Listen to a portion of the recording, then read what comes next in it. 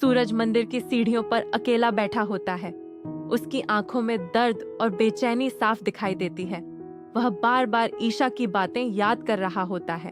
तभी अचानक उसे पता चलता है कि आकाश ने एक बार फिर परिवार के खिलाफ नई साजिश रची है।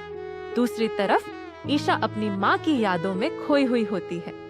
कावेरी जी के शब्द उसके कानों में गूंज रहे होते हैं कि हर मुश्किल का सामना हिम्मत से करना चाहिए।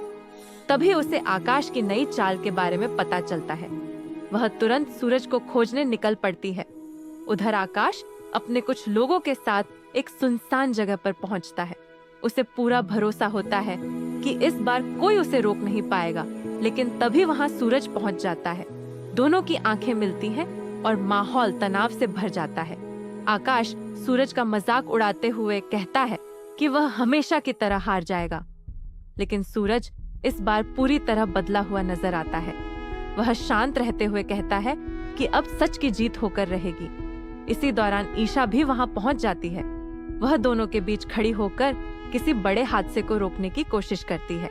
तभी आकाश की साजिश का एक बड़ा राज सबके सामने आ जाता है। उसके अपने ही साथी उसके खिलाफ गवाही देने लगते हैं। सच्चाई सामने आते ही आकाश के पैरों तले जमीन खिसक जाती है। वह वहां से भागने की कोशिश करता है, लेकिन पुलिस समय पर पहुंचकर उसे गिरफ्तार कर लेती है।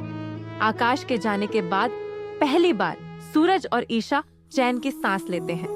दोनों कावेरी जी की तस्वीर के सामने खड़े होकर उन्हें याद करते हैं। सूरज ईशा का हाथ थामकर वादा करता है कि अब वह हर खुशी और हर दुख में उसके साथ रहेगा। ईशा की आंखों में आंसू आ जाते हैं, लेकिन इस बार ये आंसू दुख के नहीं बल्कि नई उम्मीद के होते हैं। दोनों अपने जीवन की नई शुरुआत करने का फैसला करते हैं, लेकिन कहानी यहीं खत्म नहीं होती। जैसे ही दोनों घर लौटने लगते हैं, तभी एक अनजान शख्स उनके सामने आकर खड़ा हो जाता है। उसके हाथ में एक पुरानी फाइल होती है, जिसमें परिवार से जुड़ा ऐसा रहस्य छिपा होता है जो सबकी जिंदगी बदल सकता है। अब सवाल यह है कि उस फाइल में क्या राज छिपा है, और क्या सूरज और ईशा की खुशियों पर फिर कोई नया संकट आने वाला है?